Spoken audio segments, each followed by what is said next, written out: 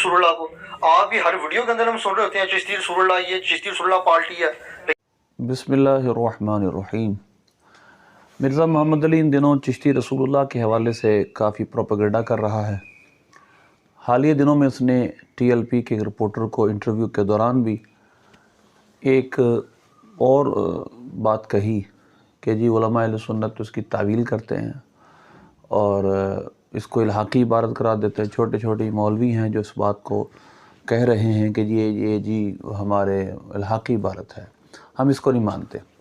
तो पहले मैं आपके सामने कुछ उलमा अहले सुन्नत अकाबिर के हवाले दूंगा। आपके सामने ये फतावा शार बुखारी है। फतावा शार बुखारी के मुसन्निफ़ कौन हैं, पहले इनके हालात सुनना बड़े ज़रूरी हैं।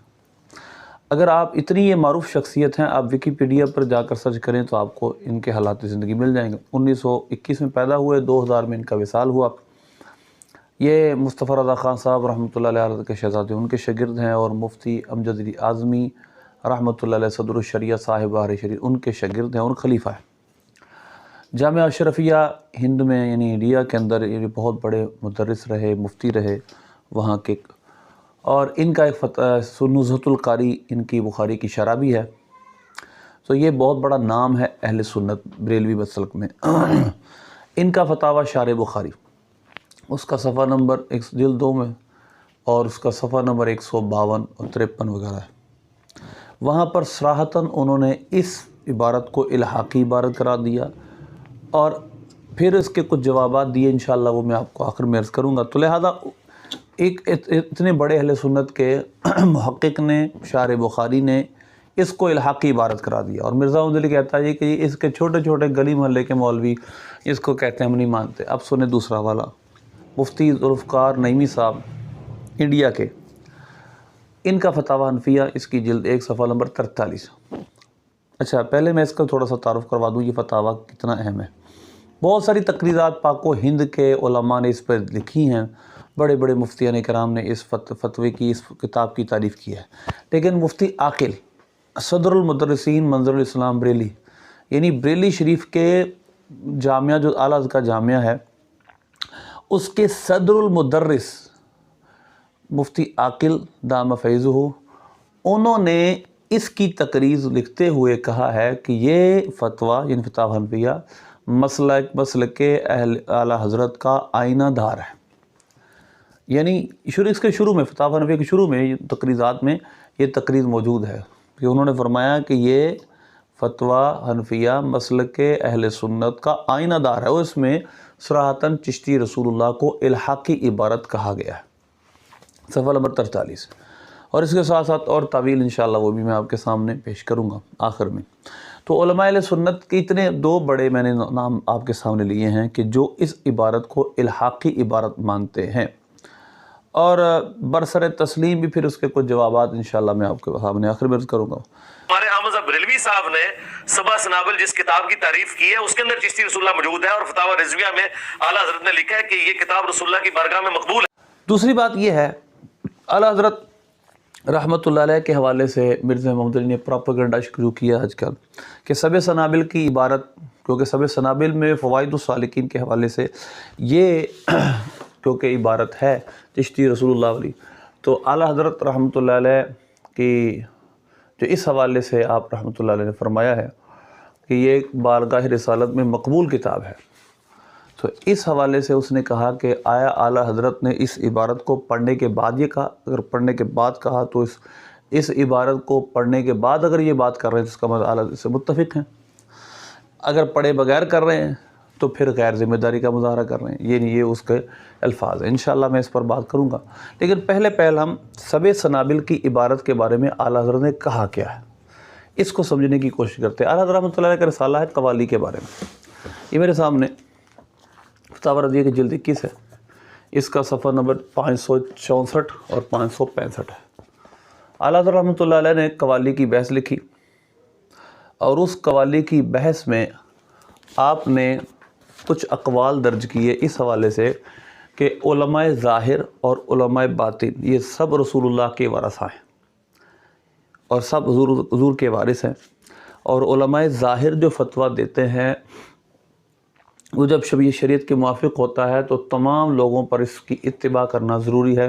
یہ کوئی نہیں کہہ سکتا میں تو وہ صوفی ہوں، میں اللہ سے میری لا لگی ہوئی ہے۔ تو اس پر انہوں نے کلام کیا مزامیر کے حوالے سے۔ تو اعلیٰ حضرت رحمۃ اللہ نے میر عبدالواحد بلگرامی رحمۃ اللہ علیہ ان کی عبارت ایک نقل کی ہے اپنے اس موقف کو ثابت کرنے کے لیے کہ علماء ظاہر اور باطن دونوں ہی رسول اللہ صلی اللہ علیہ وسلم کے وارث ہیں۔ اس حوالے سے انہوں نے پہلے اپنی اس بات کو پکا کرنے کے لیے کہ میں جس کتاب کا حوالہ دے رہا ہوں وہ چشتیوں کے نزدیک کتنی اہم کتاب ہے، کیونکہ میر عبدالواحد بلگرامی چشتی ہیں۔ لکھتے ہیں کہ شاہ کلیم اللہ چشتی جہاں بادی قدس حضور فرماتے ہیں شب در مدینہ منورہ پہلو بر بستر خواب گزاشتم، کہ مدینہ منورہ میں ایک رات ایسا ہوا میں نے نبی پاک صلی اللہ علیہ وسلم کے شہر میں تھا، میں سو گیا تو میں نے خواب میں نبی پاک صلی اللہ علیہ وسلم کی زیارت کی۔ وہاں پر کافی سارے لوگ جمع تھے، صحابہ کرام بھی جمع تھے، اولیاء عظام بھی وہاں موجود تھے۔ تو نبی پاک صلی اللہ علیہ وسلم ایک شخص سے بڑا پیار محبت فرما رہے تھے اور ان کے بارے میں سرکار صلی اللہ علیہ وسلم نے اچھی گفتگو فرمائی اور ان کی جانب توجہ خاص فرمائی۔ تو اس وقت صبغت اللہ بروجی جو اس خواب میں موجود تھے کہتے ہیں استفسار کردم، انہوں نے استفسار کیا کہ این شخص کیست، یا رسول اللہ یہ کون سا شخص ہے جس پر آپ اتنا توجہ فرما رہے ہیں، با او التفات بئی مرتبہ دارند، یا رسول اللہ جس کے ساتھ آپ نے اتنا اچھا سلوک فرمائے، مسکرا کر بات فرما رہے ہیں، یہ کون ہے؟ فرمایا گفت میر عبدالواحد بلگرامی است، یہ میر عبدالواحد بلگرامی ہیں، اور باعث مزید احترام، ان کا احترام زیادہ کیوں کیا جا رہا ہے کیونکہ انہوں نے سب سنابل کتاب لکھی ہے۔ تو کریم اللہ چشتی لکھتے ہیں کہ یہ بارگاہ رسالت میں مقبول کتاب۔ اب اعلیٰ حضرت رحمۃ اللہ علیہ نے اس عبارت کو ذکر اس وجہ سے کیا کہ آپ نے سب سنابل کے حوالے سے ایک بات کرنی تھی، چشتیوں کے، کیونکہ بعض چشتی ایسے ہیں کہ جو قوالی کو مزامیر کے ساتھ جائز سمجھتے، تو آپ نے اپنی بات کو پکا کرنے کے لیے میر عبدالواحد بلگرامی رحمۃ اللہ علیہ کی کتاب سب سنابل کا ایک حوالہ دیا، اور اس کو مضبوط کرنے کے لیے کہ ان کا مقام کیا ہے چشتیوں کے نزدیک اور مسلمانوں میں ان کا مقام کیا ہے۔ بس ایک چشتی بزرگ خود ان کا ایک واقعہ یوں بیان کرتے ہیں کہ رسول اللہ صلی اللہ علیہ وسلم کی بارگاہ میں یہ اتنے مقبول ہیں۔ حنیف قریشی اور انہوں نے کہا کہ اعلیٰ حضرت لکھا ہے، اعلیٰ حضرت نے فرمایا ہے کہ یہ بات بارگاہ رسالت میں مقبول کتاب ہے۔ اعلیٰ حضرت نے ایک حکایت نقل کی ہے اور اس کے بعد اعلیٰ حضرت فرمایا ہے یہی میر قدس سر المنیر اسی کتاب مقبول بارگاہ اقدس سب سنابل میں فرماتے ہیں اے صاحب تحقیق علماء راہ دین کے ورثہ انبیاء اند سہ طائفہ، جو انبیاء کا گروہ ہیں، جو انبیاء کے ورثہ ہیں، انبیاء کے علم کے وارث ہیں، وہ تین طرح کے لوگ، اصحاب حدیث و فقہاء و صوفیاء۔ اصحاب حدیث ہیں، فقہاء ہیں، صوفیاء ہیں۔ تو لہذا محدثین کرام بھی، فقہاء یعنی ظاہری علماء بھی، اور صوفیاء سب حضور پاک صلی اللہ علیہ وسلم کے علم کے وارث ہیں۔ تو آپ فرماتے ہیں دیکھو کیسی سری تصریح ہے کہ علماء ظاہر و باطن سب وارثان انبیاء علیہم السلام ہیں۔ تو لہذا آپ نے اس ضمن میں اس واقعے کو بیان فرمایا ہے، اور آپ رحمۃ اللہ علیہ نے اس کو انہی کے حوالے سے یعنی کلیم اللہ چشتی کے حوالے سے فرمایا کہ یہ انہوں نے کہا کہ بارگاہ رسالت میں مقبول کتاب ہے۔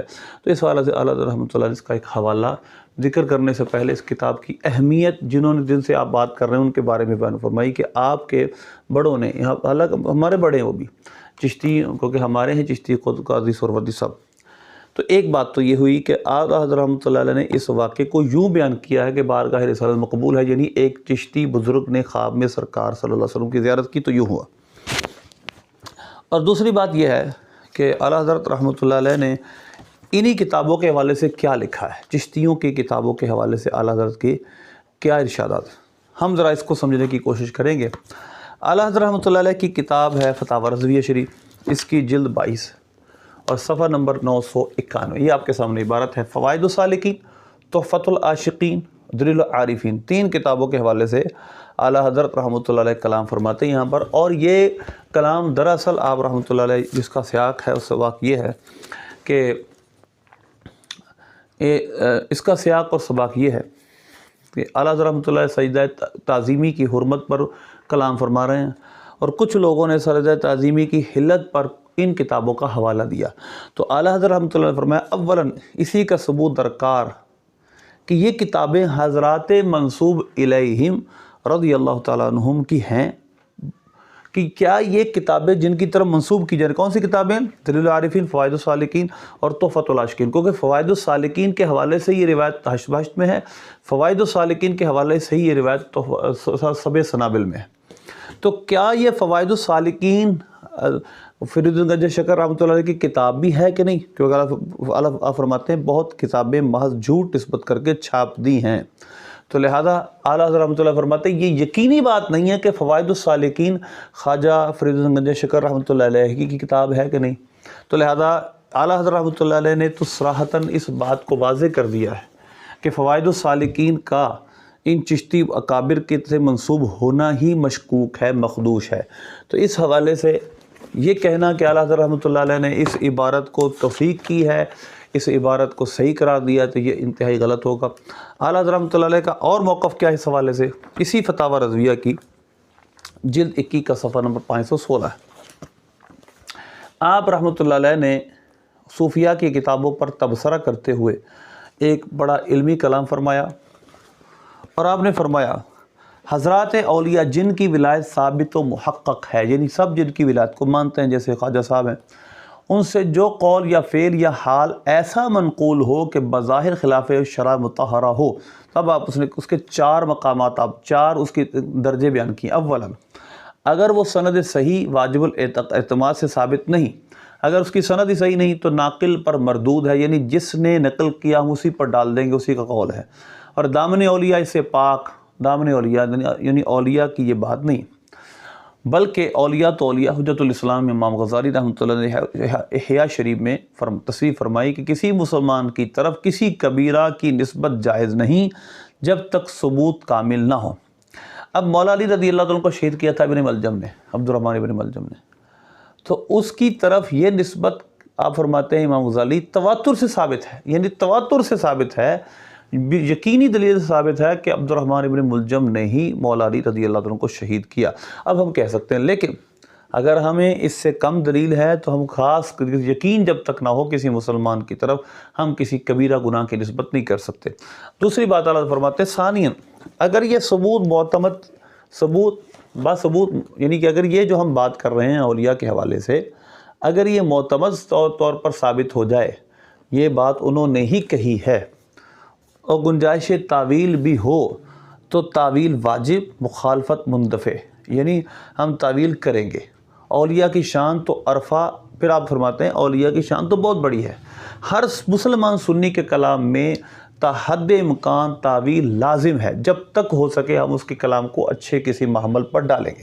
اب اس حوالے سے آپ نے عارف باللہ عبد الغنی نابلسی رحمۃ اللہ علیہ کی حدیقۃ الندیہ کے حوالے سے امام نووی رحمۃ اللہ علیہ کا انہوں نے قول نقل کیا، وہ بیان کرتے ہیں، امام نووی رحمۃ اللہ نے شرح مہذب کے مقدمے میں آداب العلم والمتعلم میں ارشاد فرمایا، طالب پر واجب ہے کہ اپنے بھائیوں کے کلام کو اچھے محمل پر محمل کرے، یعنی اگر اس کا اچھا احتمال کو نکلتا ہوا اس پر محمول کرے، ایسے کلام میں کہ جس میں نقص سمجھا جائے، لہذا یعنی جس میں کوئی نقص سمجھا جائے ایسے کلام کو کچھ اچھے محمل پر محمول کرے، اس کے لیے 70 تک محمل تلاش کرے، 70 اس کے محمل، 70 احتمال تلاش کرے۔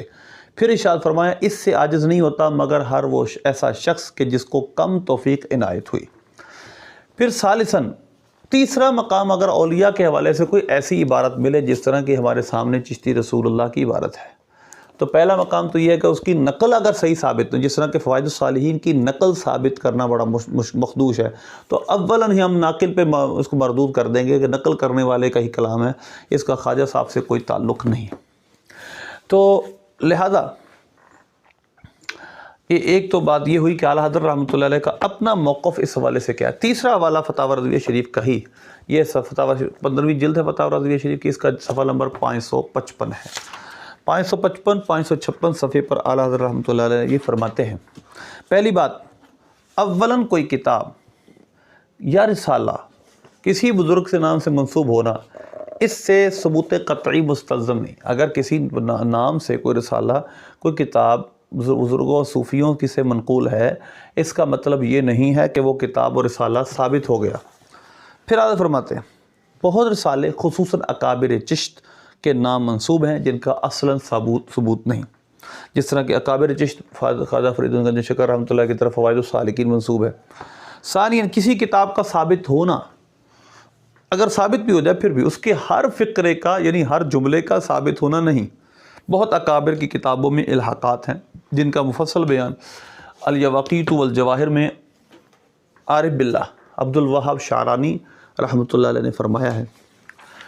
اور اس کے بعد فرماتے ہیں خصوصاً شیخ اکبر شیخ محی الدین ابن عربی رحمۃ اللہ علیہ کے کلام میں تو الحاقات کی گنتی ہی نہیں، اتنے الحاقات لوگوں نے کی ہیں، بہت اپنی طرح سے چیزیں ملائی ہیں، کھلے ہوئے صریح کفر بھر دیے ہیں۔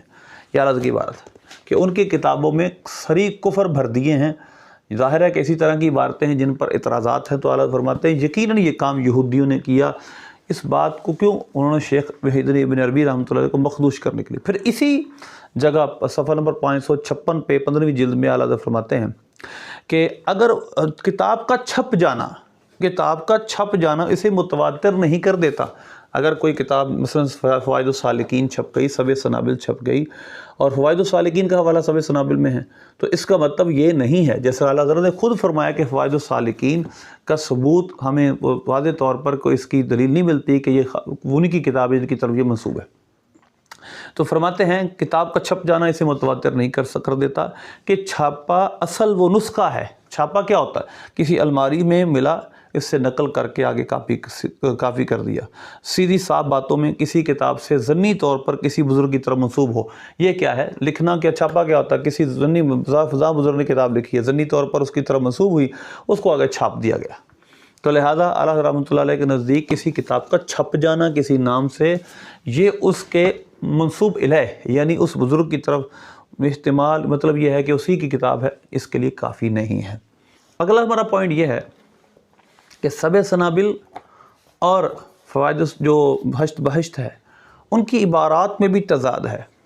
یعنی سبع سنابل میں یہ بات لکھی، مرزا محمد علی نے تو خیر اس کو پورا پڑھا بھی نہیں ہے، جس طرح دیوبندیوں نے اعتراضات کیے چشتی رسول اللہ کو پر اس وجہ سے اعتراض کیے کہ اشرف علی رسول اللہ کو چھپانے کے لیے انہوں نے وہ عبارت کہاں اور یہ عبارت کہاں، اس کو آپس میں مکس کر دیا۔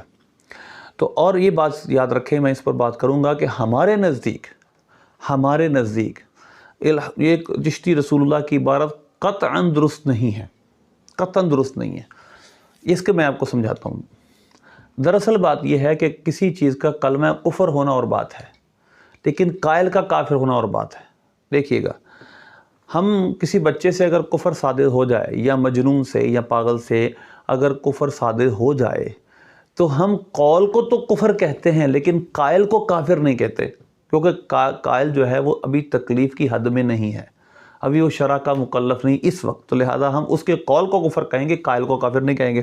ہمارے کسی بھی عالم نے چشتی رسول اللہ کو صحیح نہیں کہا، ہاں اس میں انہوں نے کہا یہ الحاقی عبارت ہے، بعد میں کسی نے مکس کی ہے، اور اگر کوئی نہ مانے تو پھر بھی کہتے ہیں کیونکہ اس میں در حالت بود ہے، یعنی در حالت بود وہ حضرت خواجہ صاحب ایک خاص حالت میں تھے۔ اب میں آپ کے سامنے بتاتا ہوں، یہ پہلے ہم اس روایت کو ذرا یہ بیان کر دیں کہ سبع سنابل اور ہشت بہشت میں جو عبارت ہے اس میں فرق کیا ہے۔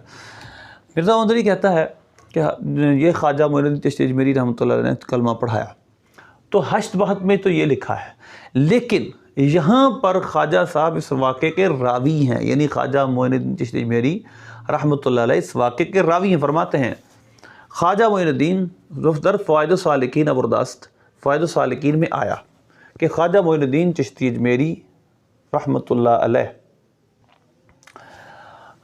آپ نے فرمایا کہ من بخدمت شیخ یوسف چشتی قدس سرہ حاضر بودم، کہ میں شیخ یوسف چشتی قدس سرہ کی بارگاہ میں حاضر تھا کہ مرد بنیت بیت در آمد، کہ ایک شخص بیت کی نیت سے آیا، سر در قدم خواجہ نہاد، اس نے خواجہ یوسف کے پاؤں پر اپنا قدم رکھ دیا، اور گفت ببیعت آمدم، میں بیت کے لیے آیا ہوں۔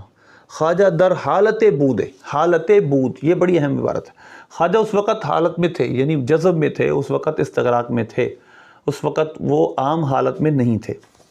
انہوں نے فرمایا اگر بگوئے لا الہ الا چشتی رسول اللہ ترا مرید بغیرم، اگر تم لا الہ الا چشتی رسول اللہ کہے تو میں تمہیں مرید کر لوں گا۔ اس نے کہہ دیا، آپ نے فرمایا آخر میں کہ آپ نے فرمایا گفت، آپ نے فرمایا بشنو من کیستم، سنو میں کون ہوں، وچے کس باشم، اور میں کیا ہوں، وہ یکے از کمینائے بندگان درگاہ رسول ہستم، میں نبی پاک صلی اللہ علیہ وسلم کی درگاہ کا ایک ادنا سا گدھا ہوں، ایک ادنا سا کمینہ ہوں۔ پھر فرمانے لگے کلمہ وہی ہے، کلمہ ہماست، لا الہ الا اللہ محمد رسول اللہ ہی کلمہ ہے، کلمہ یہ نہیں جو میں نے پڑھا ہے۔ تو لہٰذا آپ رحمۃ اللہ، یہ ہے کہ شیخ یوسف چشتی کی یہ کلام ہے اور راوی اس کے خواجہ صاحب ہیں، یہ سب سنابل میں ہے، اور یہاں بھی فوائد السالکین کا حوالہ ہے، اور پھر حشت بہشت میں بھی حوالہ اسی کے فوائد السالکین کا ہے، مگر اس کے اندر یہ کلام خواجہ معین الدین شجمیری رحمۃ اللہ کی طرف منسوب کیا، یہ اضطراب ہے۔ تو یہ خود اس واقعے کو مخدوش کر دیتا ہے کہ یہ واقعہ ہی مخدوش ہے، اس میں شک آ گیا کہ یہ واقعہ صحیح نہیں لگتا، یہ کس نے اپنی طرف سے ملایا ہے۔ تو ایک بات یہ بھی ہماری کنفرم ہوئی کہ یہ واقعہ بھی اضطراب ہے۔ ہم آگے چلتے ہیں، اور اس کی تعویل کیا ہے، کیونکہ وہ کہتا ہے اعلیٰ حضرت رحمۃ اللہ علیہ کو پتہ تھا تو پھر آپ نے یہ بات کیوں کہی کہ سب سنابل رسول اللہ کی بارگاہ میں قبول ہے؟ اگر نہیں پتہ تھا تو اتنی غیر ذمہ داری کا مظاہرہ۔ تو میں آپ کے سامنے اب ایک کچھ بات کرنا چاہتا ہوں۔ ایک عبارت ہے جس کو خود مرزے نے گستاخی قرار دیا ہے، اور وہ صحیح بخاری کی حدیث ہے۔ صحیح بخاری کی حدیث ہے جس میں نبی پاک صلی اللہ علیہ وسلم کی طرف یہ بات منسوب ہے کہ آپ نے خودکشی کی کوشش کی، اور مرزا بارہا اس واقعے کو گستاخی پر محمول کر چکا ہے۔ مثلا حدیث نمبر 6982 ہے، اسی طرح اس کو اس نے صراحتاً گستاخی کہا۔ اسی طرح 364 نمبر روایت صحیح بخاری کی کہ نبی پاک صلی اللہ علیہ وسلم کا ستر مبارک خانہ کعبہ کے دوران کھل گیا، اس کو بھی وہ گستاخی کہتا ہے۔ اسی طرح اس نے اعلیٰ تناسل والی روایت کہ جس میں نبی پاک صلی اللہ علیہ وسلم کا فرمان کا مفہوم، مسند امام احمد میں مشکات میں روایت ہے کہ نبی پاک صلی اللہ علیہ وسلم نے، مشکات شریف کی 4902 نمبر روایت ہے کہ نبی پاک صلی اللہ علیہ وسلم نے فرمایا، جس کا مفہوم و خلاصہ یہ ہے کہ جو شخص اپنے نسب پر فخر کرنا نہ چھوڑے، نہیں فخر کرے، مفہوم و خلاصہ یہ تو اپنے باپ کا اعلیٰ تناسل اپنے منہ میں لے لے، اور یہ کنایہ بات نہ کرنا، اس کو مرزا محمد علی صراحتاً گستاخی مانتا ہے۔ اب سوال یہ ہے کہ مرزا محمد علی جو اعتراض اعلیٰ حضرت پہ کر رہا ہے، یہ اعتراض مرزا محمد علی پر آتے یوں ہے کہ اس نے صحیح بخاری کو بھی اپنا مقتدا مانا ہے، صحیح بخاری کی بھی تعریف کرتا ہے، مشکات کی بھی تعریف کرتا ہے، ان کو اپنا بابا مانتا ہے۔ تو کیا اس نے یہ عبارتیں پڑھنے سے پہلے جو گستاخیاں وہ خود مانتا ہے، گستاخیاں صحیح بخاری میں بھی اور کتاب مشکات میں بھی، تو کیا یہ گستاخیاں پڑھنے سے پہلے، پوری کتابیں پڑھنے سے پہلے اس نے ان کو اپنا بابا مان لیا؟ اگر یہ اس نے پہلے کیا ہے تو یہ غیر ذمہ داری، جس روالات کو سب سنابل کے بارے میں کہتا ہے، اور اگر اس نے یہ پڑھنے کے بعد کیا ہے تو جو اعلیٰ پر اعتراض سب سنابل کا وہ کر رہا ہے، یہی اعتراض اس پر ہے کہ جب اس نے صحیح بخاری کے اندر اتنی صریح گستاخیاں جو وہ کہہ رہا ہے تو پھر بھی اس نے کس طرح ان کو اپنا بابا مان لیا؟ تو لہذا یہ اعتراض مرزا محمد علی پر بھی پلٹتا ہے۔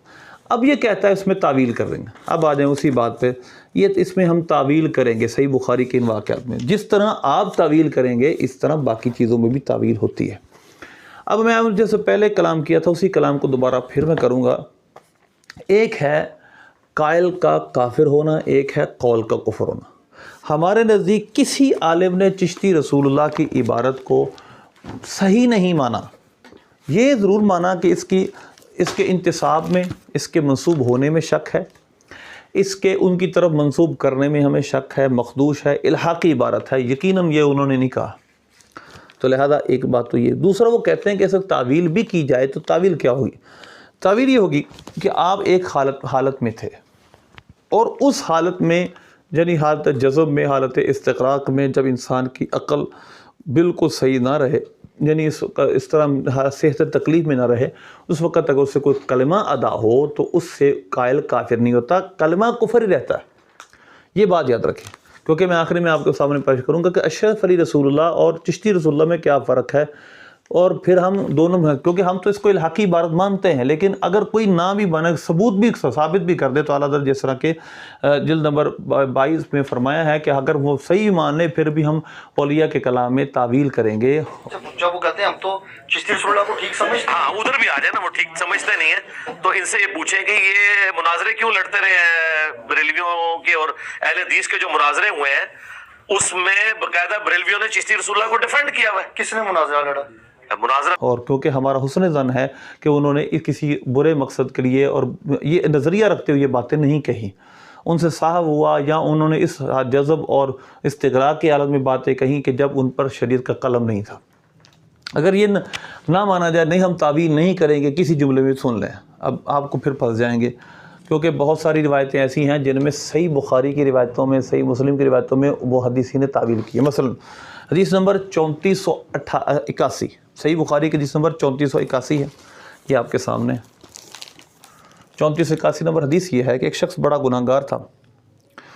اس نے اپنے بیٹوں سے کہا موت کے وقت کہ اذا انا مت فاحرقونی، جب میں مر جاؤں تو مجھے جلا دینا، پھر مجھے گوندنا یعنی میری خاک کٹھی کرنا، اور ثم ذرونی فی الریح، پھر تم میری اس خاک کو ہوا میں اڑا دینا. فواللہ لئن قدر اللہ علی لیعذبنی عذابا ما عذبہ احدا، کہ اگر اللہ نے مجھ پر قدرت پائی تو اللہ مجھے وہ عذاب دے گا اللہ نے کسی کو نہیں دیا ہوگا، یعنی وہ گناہ گار ڈرتا تھا. یہی روایت صحیح مسلم میں بھی ہے. اب صحیح مسلم میں اور صحیح بخاری میں دونوں جگہ یہ روایت ہے. اب اس کی تعویل کیا ہے؟ تعویل اس کی یہ امام نووی رحمۃ اللہ جو فرمائی ہے وہی تعویل تقریباً، یعنی جو امام نووی کی تعویل ہے وہی ساری کی ساری تعلیل امام ابن حجر عسقلانی رحمۃ اللہ علیہ نے تقریباً کی لفظ تھوڑے سے درست ہیں. وہ یہ ہیں جی، تعویل کی گئی ہے. ایک تعویل تو یہ ہے، یہ آپ کے سامنے امام نووی رحمۃ اللہ علیہ کا حاشیہ امام نووی کا ہے. کتاب التوبہ میں یہ روایت ہے، اور وسعت رحمت کے بیان میں اللہ تعالیٰ کی وسعت رحمت. امام نووی رحمۃ اللہ علیہ فرماتے ہیں کہ اس کی دو تعویلیں ہو سکتی ہیں. ایک تعویل تو یہ کہ قدرہ کا معنی ہے تنگی، جس طرح اللہ فرماتا ہے فَأَمَّا الْإِنسَانُ إِذَا مَا ابْتَلَاهُ فَقَدَرَ عَلَيْهِ رِزْقَهُ، سورہ فجر کی آیت ہے کہ جب انسان کو اللہ مبتلا کرتا ہے اور اس کو رزق کو تنگ کر دیتا ہے، تو اگر تو تنگی کے معنی میں اس کی تعویل یہ کرے کہ اس کا مطلب یہ نہیں ہے کہ وہ اللہ کو قادر نہیں مانتا تھا، بلکہ مطلب یہ ہے کہ اگر اللہ نے مجھ پر تنگی کی، یہ تعویل ہے، یہ تعویلی معنی ہے. وگرنہ امام نووی رحمۃ اللہ فرماتے ہیں کہ یہاں پر اعتراض یہ ہوتا ہے کہ وہ اللہ کی قدرت کو مانتا ہی نہیں تھا. جب مانتا ہی نہیں تھا تو وہ تو کافر تھا. فَإِنَّ شَاقَ فِي قُدْرَةِ اللَّهِ تَعَالَى کافر، یہ صراحتاً امام نووی نے لکھا ہے. تو لہذا اب فرماتے ہیں کہ ہمیں کرنی پڑے گی تعویل، کیونکہ یہ کلمہ تو کفر ہے لیکن اللہ نے اس کو بخش دیا. کیوں تعویل کریں گے؟ تعویل یہ ہے، یا تو یہ قدرہ معنی تنگی کے معنی میں. دوسرا، اگر ہم اس کو دوسرے معنی میں بھی لیں کہ اگر اللہ نے قدرت مجھ پر پائی تو اللہ مجھے عذاب دے گا، تو یہ قدرت میں شک اس نے جان بوجھ کر نہیں کیا، بلکہ لکھتے ہیں فَإِنَّمَا اس نے اس کا اعتقاد ہی رکھتا تھا، اور اس وقت دہشت کا معنی غالب علیہ فیہا الدہشت والخوف وشدت الجزع، کہ اس پر شدت خوف تھا، جزع فضا کی شدت تھی، جس کی وجہ سے وہ اپنے آپ پر قابو نہ رکھ سکا، اپنی عقل پر قابو نہ رکھ سکا، اور اس سے یہ جملے ادا ہو گئے.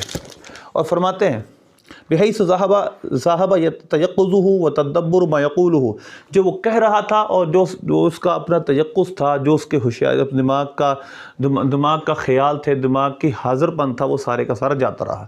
تو لہٰذا اس کی تعویل انہوں نے کی ہے. امام ابن حجر عسقلانی نے فتح الباری میں بھی، عمدۃ القاری میں بھی اس کی تعویل کی گئی، اور خود امام نووی رحمۃ اللہ علیہ بھی اس مسلم شریف کی شرح میں اس کی تعویل کرتے ہیں. دوسری حدیث جس میں تعویل خود حدیث میں موجود ہے، اور کلمہ کیا سنیں. کتاب التوبہ میں امام مسلم، صحیح بخاری میں بھی روایت ہے، لیکن یہ الفاظ جو میں آپ کے سامنے بیان کروں یہ صحیح مسلم کے. روایت یہ ہے کہ ایک شخص، اللہ تعالیٰ نبی پاک صلی اللہ علیہ وسلم نے فرمایا کہ اللہ توبہ کو کتنا پسند فرماتا ہے کہ ایک شخص جب کسی ویرانے میں ہو اور اس ویرانے میں اس کا جانور گم ہو جائے، اب وہ سو جائے مرنے کے لیے کہ میں مر جاؤں گا، صحرا ہے ادھر تو میں جا نہیں سکوں گا کہیں. اب پھر اس کا جانور جب سو کر اٹھے تو سامنے کھڑا ہو تو کتنا خوش ہوگا.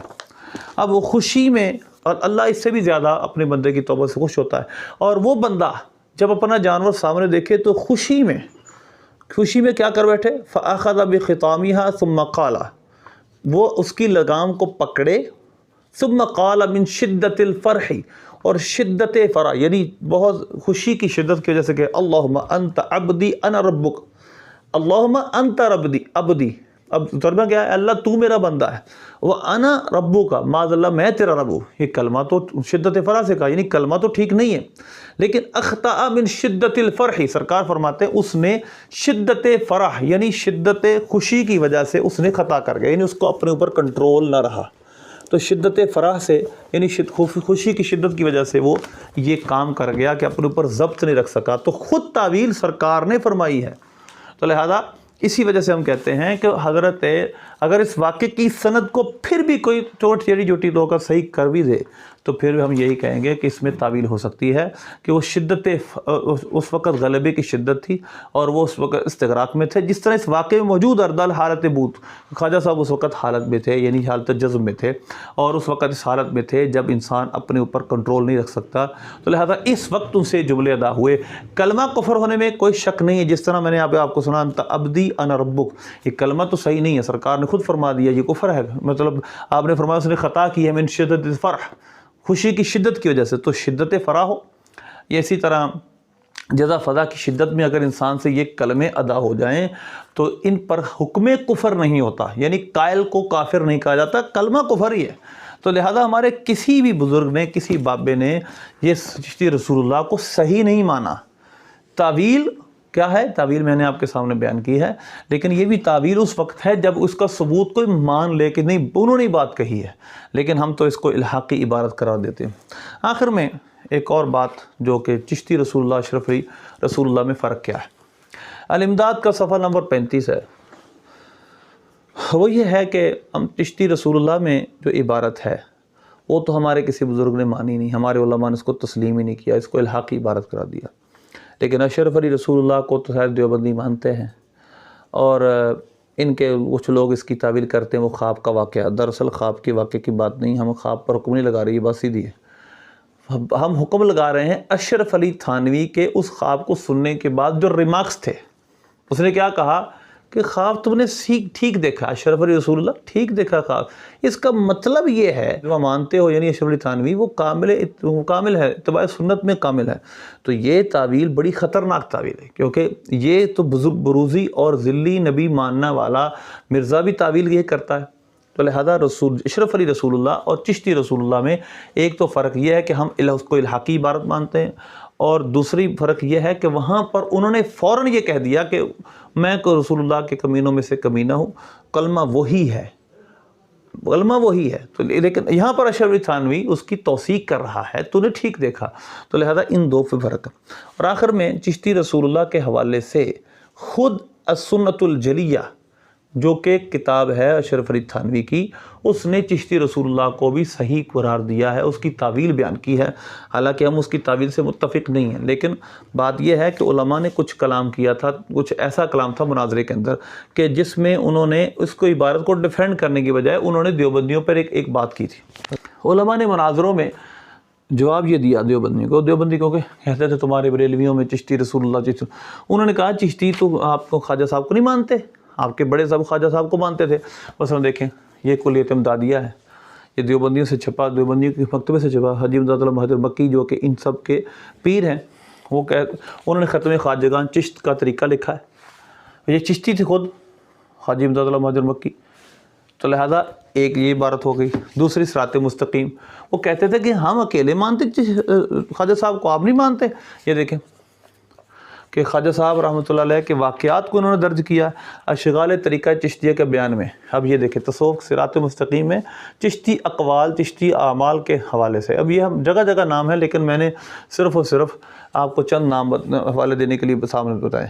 دیکھیے اس طریقے کے بزرگ حضرت خواجہ معین الدین چسنجری، حضرت خواجہ قطب الدین مختار کاکی وغیرہ حضرات کے نام کا فاتحہ پڑھ کر بارگاہ خداوندی میں ان بزرگوں کے توسط اور وسیلے سے التجا کرے، اور نیاز بے انداز، یعنی یہ سب نیاز کا طریقہ وغیرہ لکھا ہے. خود یہ کون ہے؟ اسماعیل دہلوی، وہابیوں کا پیشوا. اور یہ اشرف علی تھانوی، اشرف علی تھانوی کی کتاب یہ ہے امداد المشتاق. اس کے اندر بھی آپ خواجہ صاحب رحمۃ اللہ علیہ کا ذکر ہوا، اور آپ رحمۃ اللہ علیہ کو یوں التجاز کیا. حضرت شیخ الشیوخ خواجہ معین الدین چشتی، دیکھیں ان کے واقعات لکھے ہیں، ان کی سیرت لکھتے ہیں، یہ ان کے اعمال لکھتے ہیں. تو علماء یہ کہتے تھے کہ تم چشتی رسول اللہ کہہ کے بریلویوں کے حوالے سے چشتی کو آپ خود بڑوں آپ کے بڑے سب خواجہ صاحب کو مانتے تھے، تو یہ عبارت صرف ہمارے کھاتے پہ آپ کیوں ڈالتے ہیں؟ یہ تو آپ بھی اس کا جواب دیں۔ تو لہٰذا اس وجہ سے علماء کی اس مناظروں کو نہ تو اس نے صحیح طرح بیان کیا لوگوں کے سامنے، کیونکہ مرزے کا پروپیگنڈا یہ ہے کہ اپنا نیا مسلک کھڑا کرو، اور یہ عبارت اس نے بریلویوں کے خلاف سنیوں کے خلاف گھڑی ہوئی ہے، حالانکہ کوئی بھی سنی اس کو آن نہیں کرتا۔ میں نے آپ کے سامنے 2 بڑے فتاوی جات کے حوالے بھی دیے، اللہ ہمیں ماننے کی توفیق بخشے۔